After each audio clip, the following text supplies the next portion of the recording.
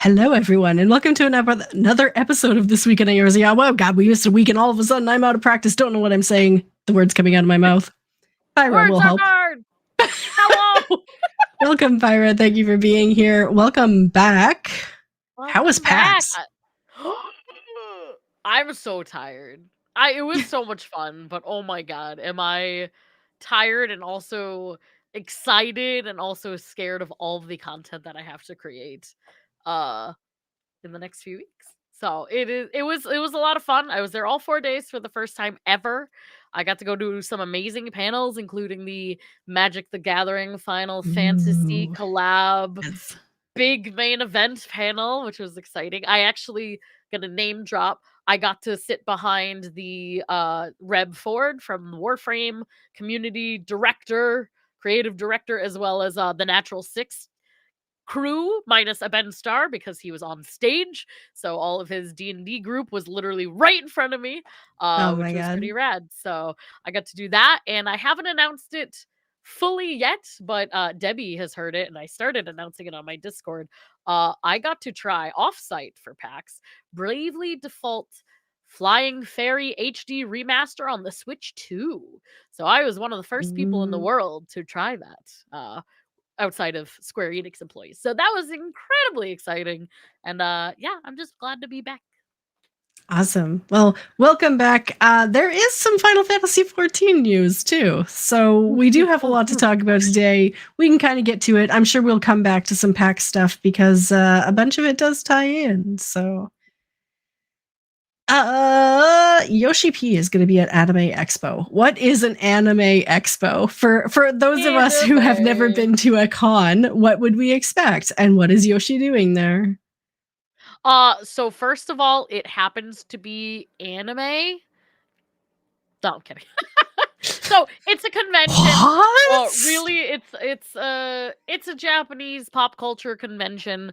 If you are one who's never gone to a con, just think of it like a conference, or there's probably going to be booths where people can kind of show off their games or show off their merchandise or whatever. You can walk around, you can look at things, try things, buy things. And then usually there are panels where industry experts come out, talk about stuff. Sometimes it's your favorite voice actors, your favorite dev team. And this year, Yoshi P is actually their kind of guest of honor. So he'll be talking about his career and, of course, Final Fantasy XIV, Final Fantasy 16, I'm sure. If the other Yoshi P will be on stage with him, they can talk about just some of his career highlights. And so he kind of kicks off the event.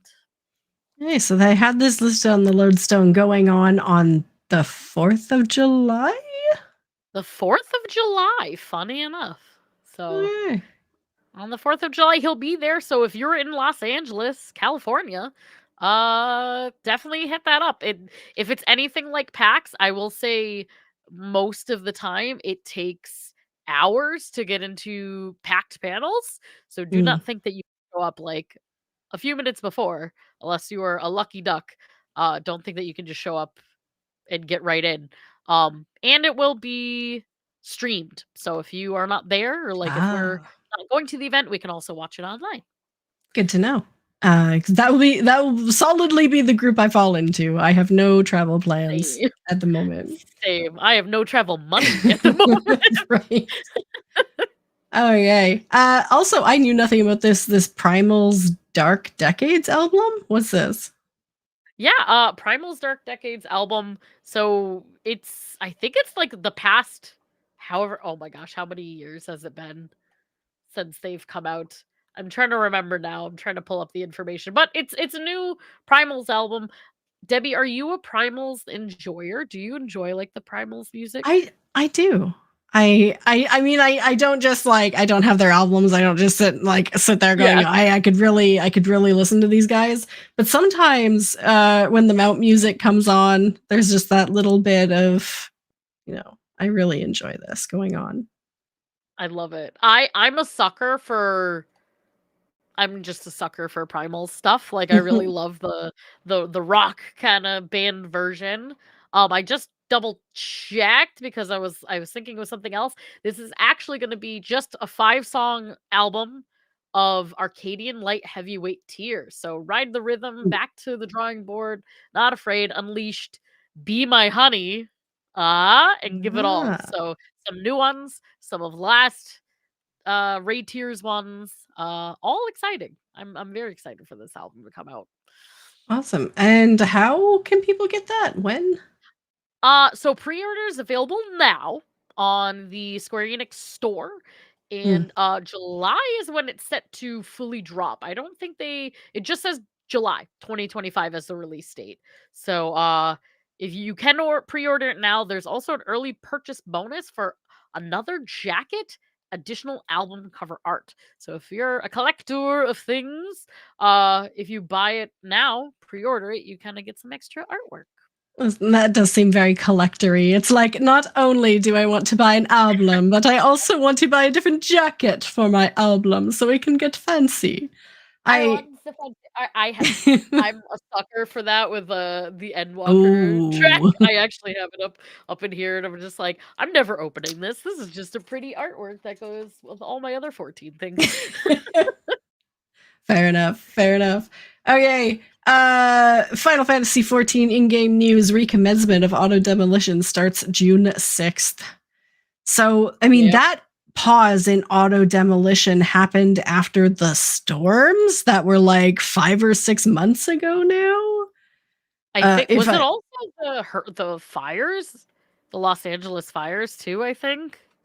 Maybe part of it? There was maybe, kind of but like a lot of stuff going on at once. There was like the mm, hurricanes in Florida and kind of like the southeastern United States. Then at some point we'd had the massive destructive fires in Los Angeles that a lot of people kind of lost their homes. So I think now it's been like significant months past that we're starting to see this come back. right. So as of June 6th, you have to be logging into your house at least every 30 days again, or you risk losing it. So. And correct me if I'm wrong, Debbie, if you are a free company house owner, I don't think it has to be you necessarily. No, It just has to be somebody in the free company entering the house. absolutely. Yeah. Yeah. Make It Rain has already begun. So you can log in as of today and get that 50% more MGP. There's also a quest to get an emote that starts in Ul'dah. So right when you walk into Ul'dah from the Aetheryte, you go straight ahead and they're kind of up against the wall by the Moogle there. That's where you pick up that quest. Do it today. Do it today before you forget, because you're gonna forget. I'll get into that later, but do it today. Is that all the news? Oh, right, the trading cards. Final Fantasy Ye- XIV Magic the Gathering crossover. They're being released really soon. June 13th? June 13th. And this is technically all of Final Fantasy. Well, so not all of Final Fantasy, all the main line Final Fantasies Mhm. 1 through 16. So 1 through 16, they have chosen cards per game to cross over with Magic the Gathering. And I mean, I've seen a bunch of these cards on Bluesky. So they're Scion characters, they're side characters, and there's also some like personal Warrior of Lights. People have submitted their own artwork for some of the cards. These look amazing. If you have the opportunity to check some of them out, go for it. My brother pre-ordered all 3 decks, 2 decks. It was a lot of money, so be prepared. I mean, a trading card game like this is not a cheap hobby if you want to collect it, but they're worth taking a look at. What do you think? Have you been able to see any in person yet, or? Oh, the cards in person, some behind glass. So I Mm, was actually, as I said at the beginning of the podcast too, for if anybody is joining us now, I was at the panel at PAX East. I was a few rows in, and it was literally a 2-hour jam-packed panel with all of these mm. cards, and we didn't even get to see everything. So I actually attended the main panel as well as a press conference post with the Magic the Gathering devs, and this was a 4 years of development to make this collab possible. So they actually Wow. started doing this before Final Fantasy 16 was even made, which is just wild to think about because 16's Right. even included in this collab. Like they were starting this like back in 2021. Yeah, I bet it takes a long time. Not only just to like proof all the art, but then make sure it's perfect and then producing all the yeah, it I could see how it could take a long time. Um yeah, I loved collecting Magic cards, but I never played Magic. I just liked having the cards because I liked the art and I liked the quotes and I liked just having them. Which might be kind of where I'm at with Final Fantasy, but I'm not going to fight with the avid collectors at release. I'm going to wait, and then if I happen to come across them later on, that'll be my thing. What Mhm. about you? Are you gonna try to get your hands on some or?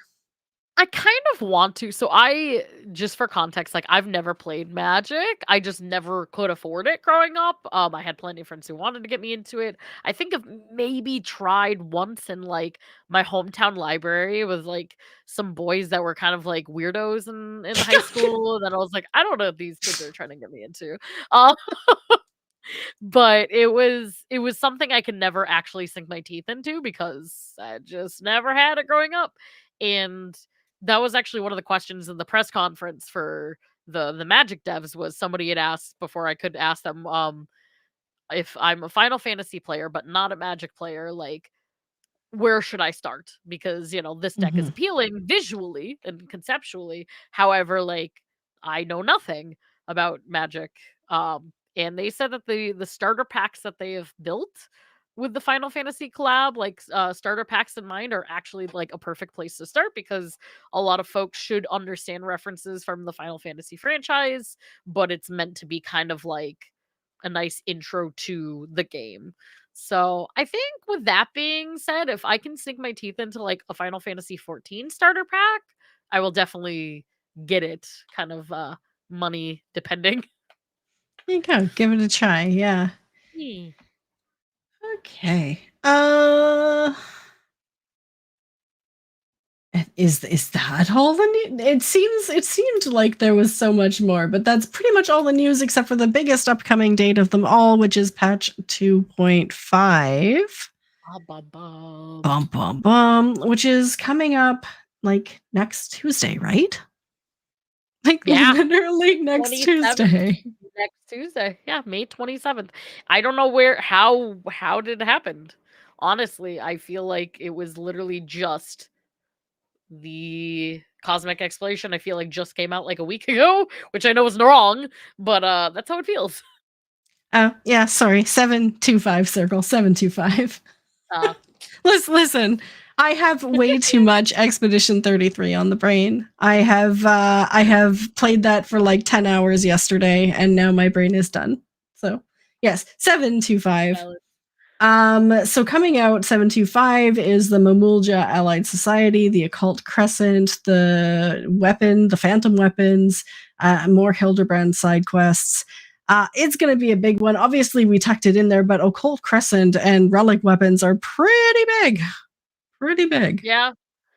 I mean, that usually is type of content that lasts us months. So we shall see.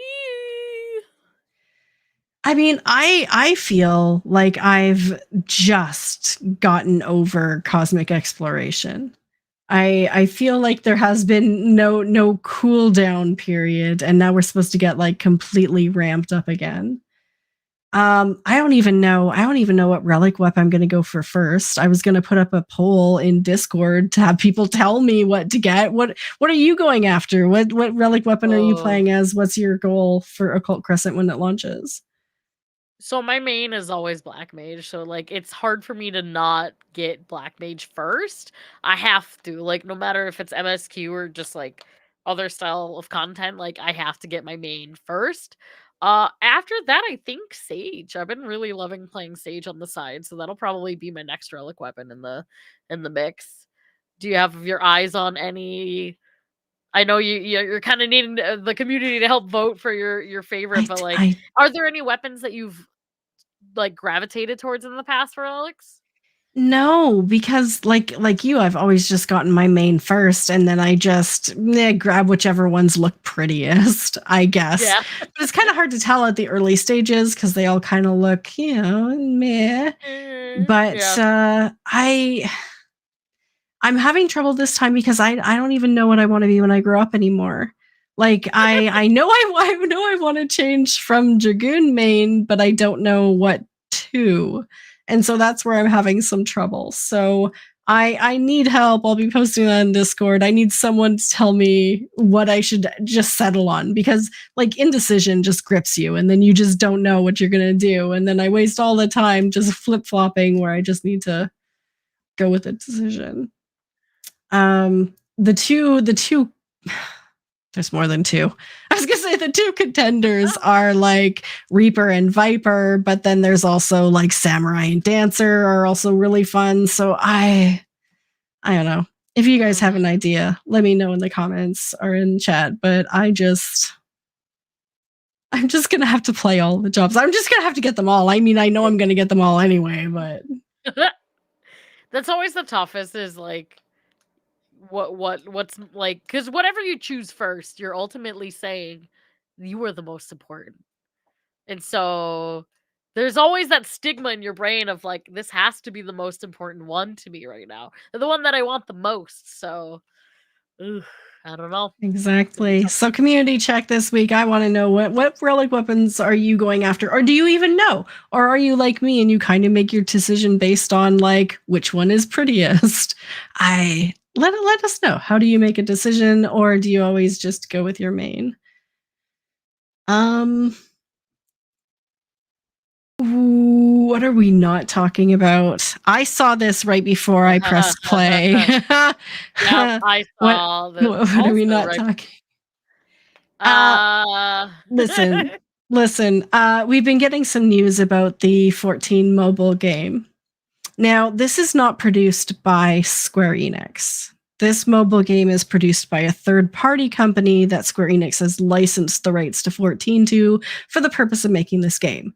Now, there's a whole bunch of like stipulations about how content has to be cleared by Square Enix before it could go into the mobile game because it has to be true to the feel of 14. But there's been a lot of things going into this mobile app that people in the base game have been wanting for decades. Not just years at this point, but very many years. The most recent of which being a show off on a stream just yesterday or a couple of days ago, very recently, of the dye process and the 16 dye channels on a particular piece of gear. For the record, we just got 2. And they are showcasing 16 dye channels where you can change the color of pretty much every element of the piece of gear. I don't want to talk about it. What about you, Pyra? What are your thoughts? I think Mr. Happy, I think, summed it up well, where it was like, oh look, there are more dye channels than Summoner has buttons in its rotation. And I was like, yeah, I don't want to even I don't even want to touch that. It's just sad. Yeah. So I've said it before in that imagine what 14 could be if they scrapped 14 and started working on Final Fantasy like 18 or whatever is the next MMO. Like they could, without the constraints of the spaghetti code they keep saying is the reason why we're denied pretty things, make a game where feasibly we could change the color of every piece of gear. But instead, in the reality of 14, we're probably never going to get to that point. They just started recently being able to color over cash shop items in a very primitive way. So I feel like we're decades away from this. And that's the reason I don't want to talk about it. I think maybe the healthiest point of view is that the mobile game is not 14, and it's unrealistic for anyone playing 14 to have the same expectations. That's kind of my final thoughts. What about you? I like that a lot, like, just thinking of it as a completely separate game that pays homage to what we know, because I think that there's a very toxic path that one can take of, like, comparison, where it's like, "Well, they Mhm. got this and we got this," and vice versa, and instead of, like, getting really, like, upset or, like, like, kind of FOMO, like, really just reminding ourselves, like, this is a completely separate game that beats along a similar pattern, and, like, leaving it at that because the way that the code is now versus 12 plus years ago, they're gonna have they're gonna have a lot of different things that we're not, and vice versa, and just they're two different things, and that's what I'm gonna keep telling myself. Exactly. So, I mean, I'm looking forward to playing the next generation of Final Fantasy MMO when it gets to that point. But in the meantime, I'm all right with my 2 die channels. And I'm not going to talk about the mobile game. I'm okay. I'm okay. Tip of the week. Get your make it rain emote right away because you will forget. That was my tip of the week. I gave it away a little early, but do it. Do it today. Do it before you have the chance to forget. Because I forgot to get my Easter umbrella and I'm still kicking myself about it because you just think, oh my god, I have plenty of time. There's no reason to panic. And then like 2 weeks later, you're like, what do you mean the event ended 3 hours ago? Mhm. So do it now. Do it now. Do it now or get it in a year on the cash shop when it's available. Yeah, they have no problem selling it to you later if you forget. Yep. Oh, so painful. We need a Discord bot that'll just, like, be like, "Hey, you have 3 days, 2 days, 1 day, do it now!" Okay, on a side note, just a random side note before we go into hot topic. I read in it was a Reddit forum. I call myself out. But people are using Chat GPT to create like life schedules. Like you can tell it to create the Yep. best schedule for this or create a schedule that includes taking all of my multivitamins and getting everything in and it can manage your lifestyle. I had no idea. Like AI It can do so much. Ex- like I guess if you want it to, it can do that. You can tell it, hey, scan the lodestone, find every Final Fantasy 14 event, and let me know exactly what days are prime days to get everything done. And it will create a schedule for my stream that gets everything done.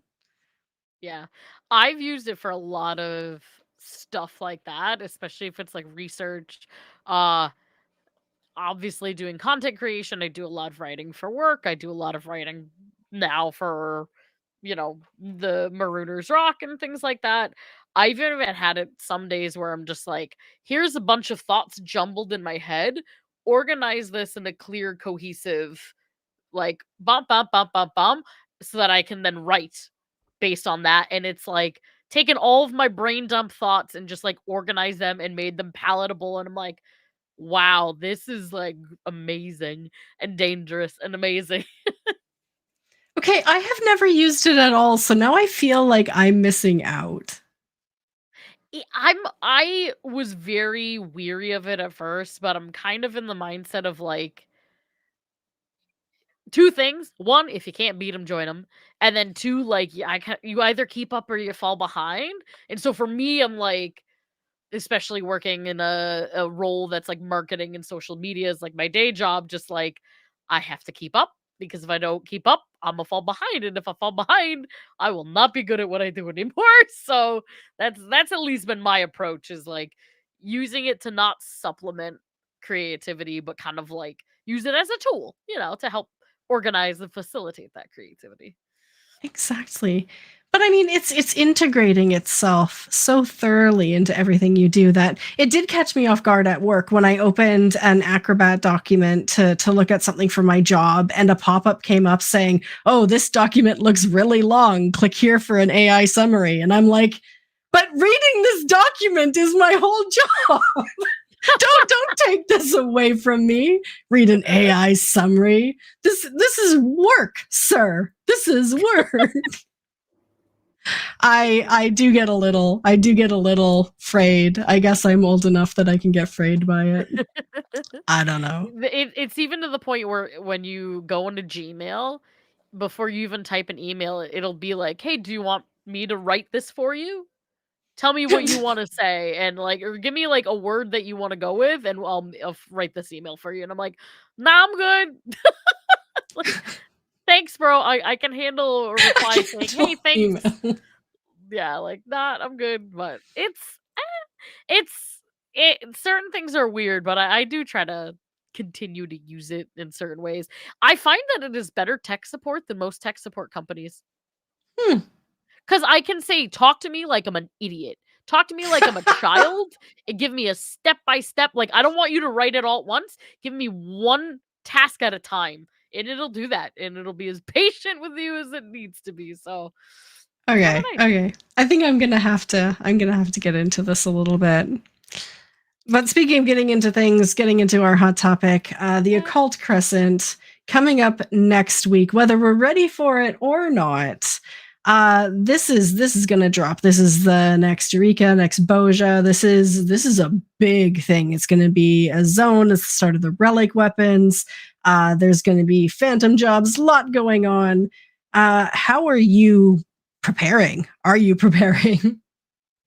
Not really as much as I'd like to. I feel like, kind of like you said earlier, this one snuck up on me. The time between, and for me it was also PAX, like, which is definitely a me problem more than anything else. But I feel like that this totally snuck up. I think I'm just gonna kind of run in blind and see what it is. How about you? Are you kind of doing any prep work, or are you just kind of like, we'll see what happens? Well, I had a stream on Saturday where instead of playing a variety game like I normally do, I spent 2 hours and 20 minutes cleaning out my inventory. So that was a start. Nice. But other than that, trying to get into the space mentally. So I think this week is just going to be trying to tidy up everything I can, getting Make It Rain out of the way, and getting into a space where I can focus on something else. Now, it does seem like I'm still kind of in cosmic exploration zone. Like, I still need a few more credits to get the gloves to be able to put my entire Starfleet outfit into my glamour dresser. Like, man, this is a process, guys.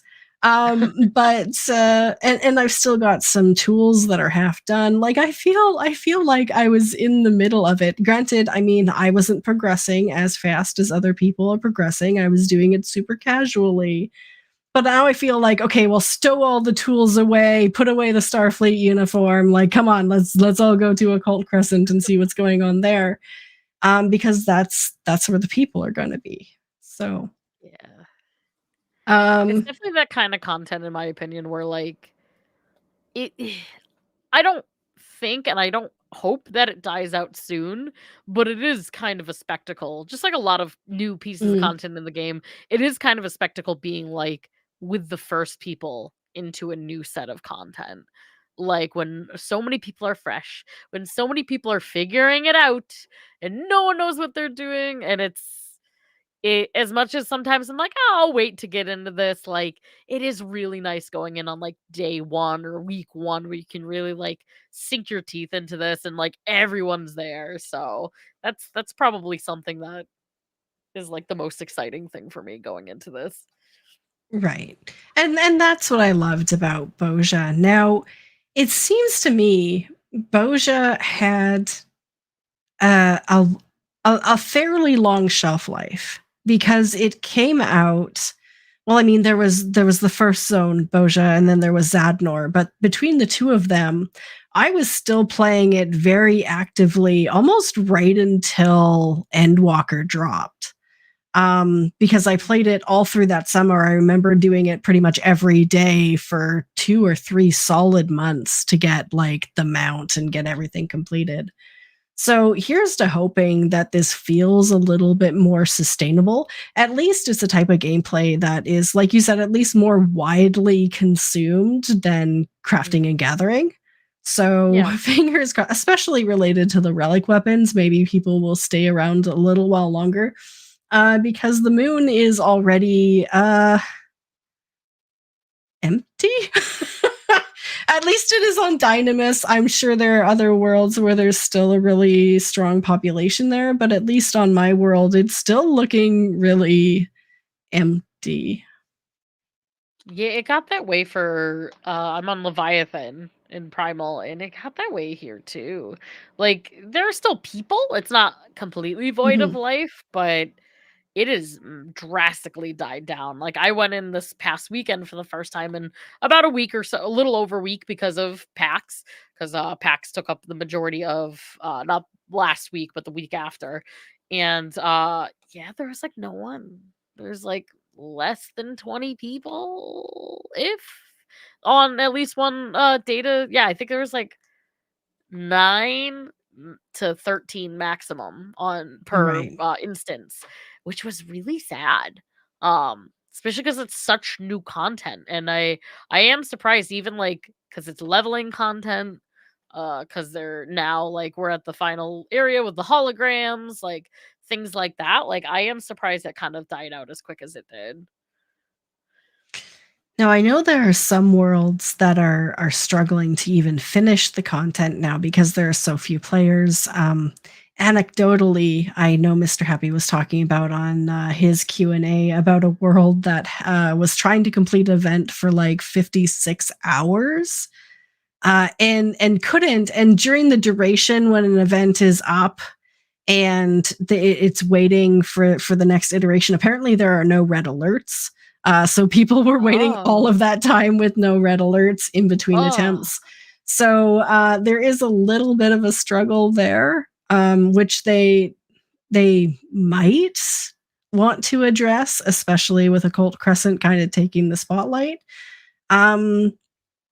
Because I mean, the last thing we want is for the new world for cosmic exploration to drop, and then people having to go back to the moon to complete something before they can kind of move on. Would be really, Yeah. really kind of sad. But Yeah. Did you anticipate, like, I know we're kinda Occult Crescent is more of our hot topic, but, like, as far right. as cosmic exploration, like, did you anticipate that it was gonna fizzle this quickly, kind of on the larger scale of things? No, no, I don't think it was going to be quite this fast. Now, I say that with a grain of salt because it seems like the world is moving a little bit faster, and my only point of reference is Ishgardian Restoration, which is Mhm. old now. Yeah. It's a little on the older side, but again, I seem to recall people staying there much longer because they were wanting, you know, the currency, the rewards, the mount, all that sort of stuff, and it took a great deal more time. Um, and then there was the rankings and everything. Maybe the rankings just seem a little bit out of touch. Maybe because you know right now, no matter how much effort you put in, there's always someone playing the game on a different level that's going to be taking those rank ups, which is something we would have talked on a previous episode, but we were missing last week and I think the week before. Um, there was a glitch with one of the awards for participation, one of the Oh. whereas a person who won on a particular date had theirs stripped kind of Oh. across the board, and they couldn't really give it back. Um, so I could see how that would make people really kind of salty towards it a little bit faster than normal. Because it would be a lot of effort to get. I say that. I say it would be a lot of effort as though someone who would get it would actually be putting in effort and not just like running a script or macro. But Yeah. you know, the thought is there. If you did put in the effort, it would have been really kind of sad. Demotivating. I mean, Yeah. especially if you are someone who's hours, hours and hours and hours, it's like that's a lot of effort to be possibly for nothing. Yeah. Um, Yeah. so then moving on to Occult Crescent, it does have the potential to have a stronger staying power, just because of the larger number of people who would be potentially interested in the content.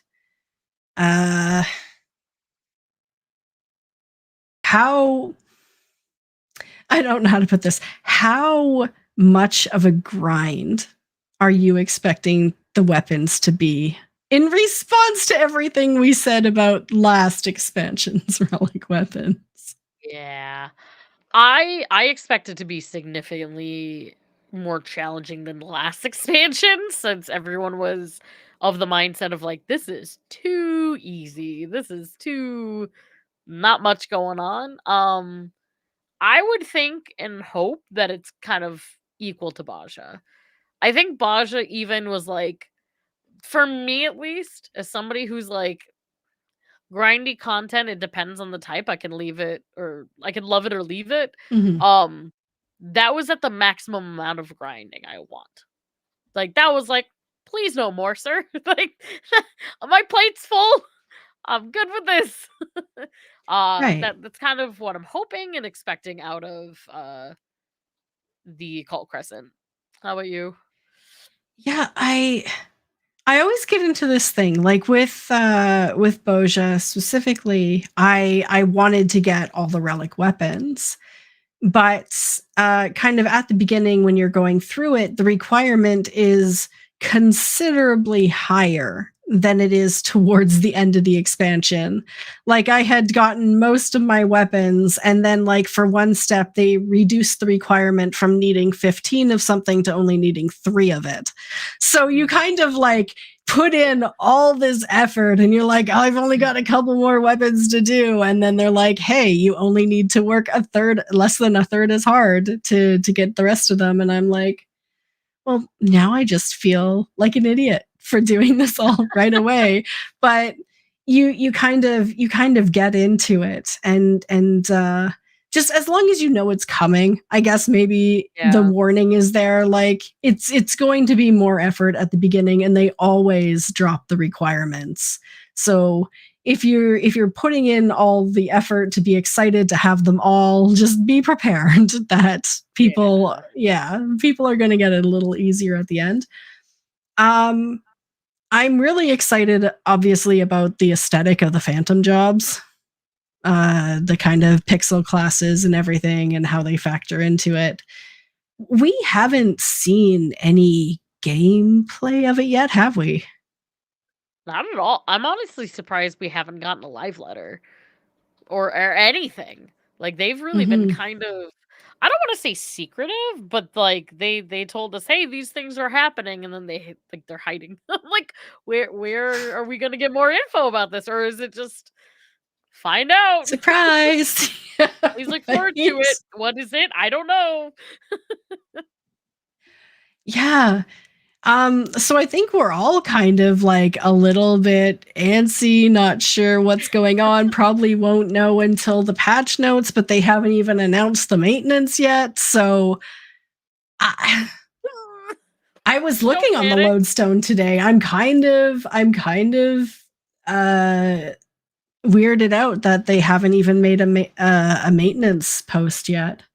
Nothing. Um, If we don't get one tomorrow, I'm going to be I don't wanna say concerned's not the word, but, like, has somebody checked on Yoshi P? I mean, I guess somebody has because he's gonna be at Anime Expo, but it's I like, know. is everybody okay over there? Like, where are you?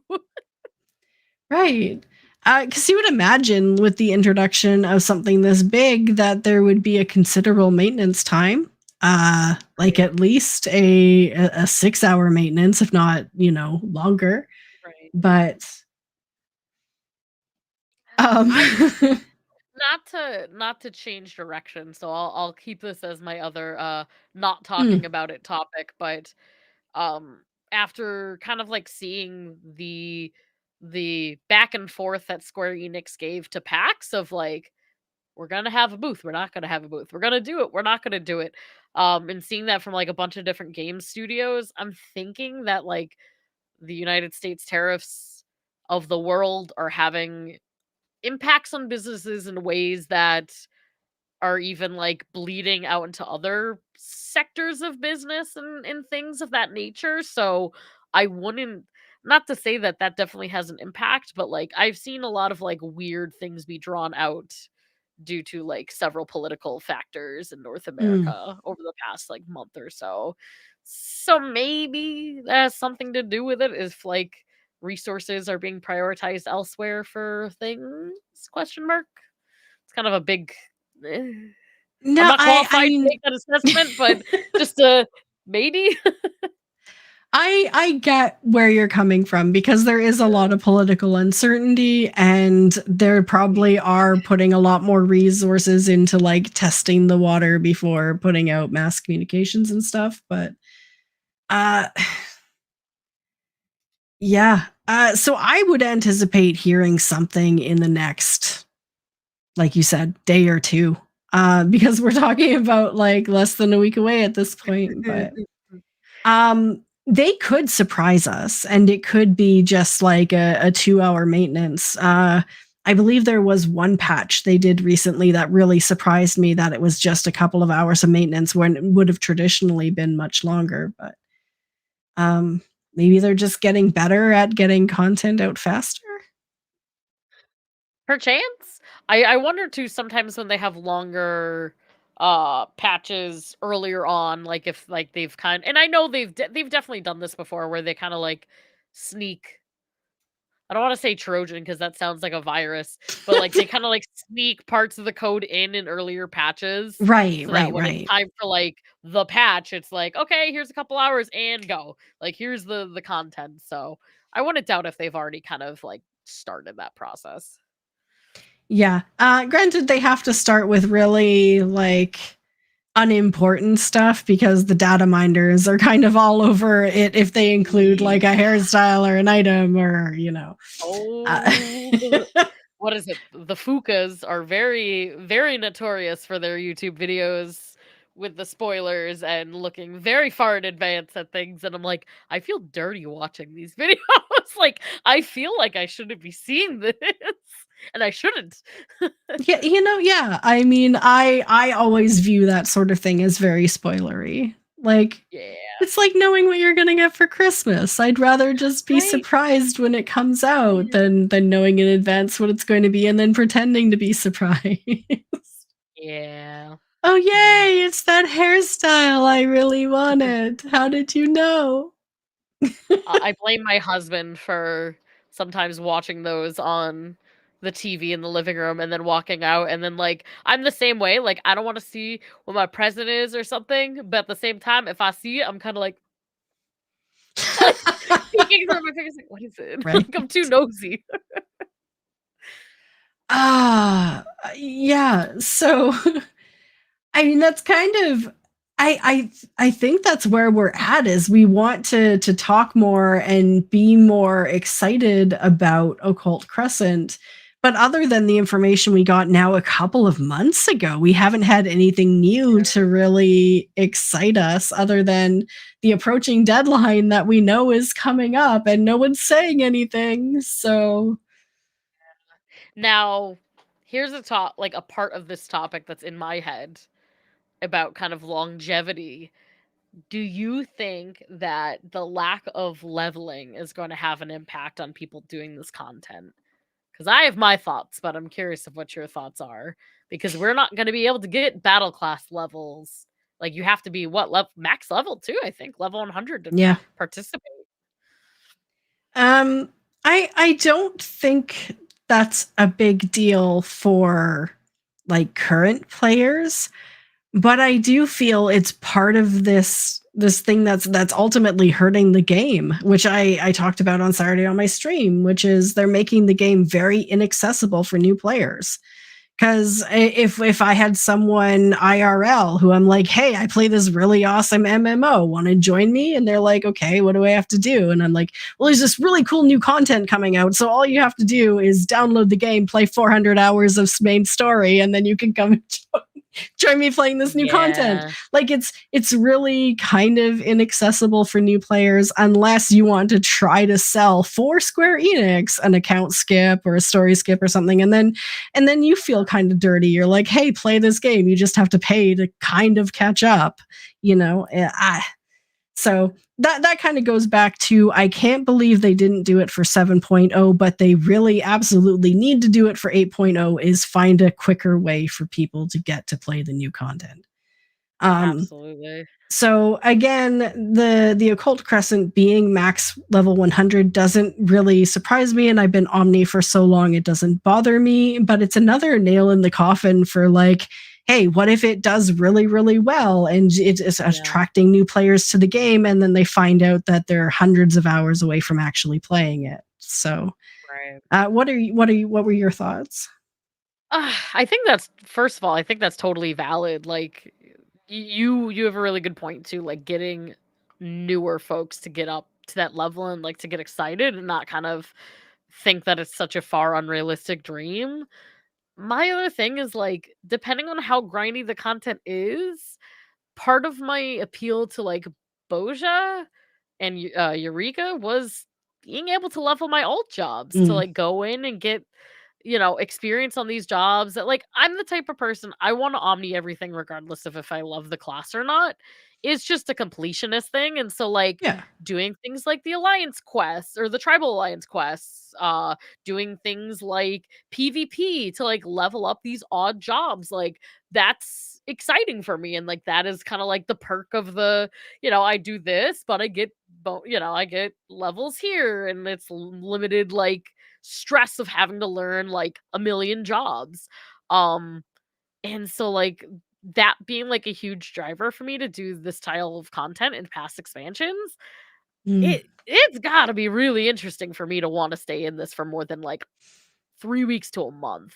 Like besides the grind for the weapons, I'm almost a little anxious about it because I'm like it's almost like the moon for me, like knowing that I'm not the target audience for this. I'm like, cool, I got almost everything from the moon day 2, like as far as like the right. rewards. And not while not everything should be super rewards focused, I think like if there's not much incentive, it's really going to lose people fast. And so it's like I also see that as a potential dropped ball from them of like saying like, "Oh, only max level only." And I'm kind of like, "But why?" Especially for playing these new jobs that nobody knows about. Like, "But why?" So, I mean, I'm curious to see if they're going to keep to their date, if they're going to push their date or if they're going to show us anything before Tuesday cuz that's already like not even around the corner. That's on the doorstep. So, yeah, I'm very surprised.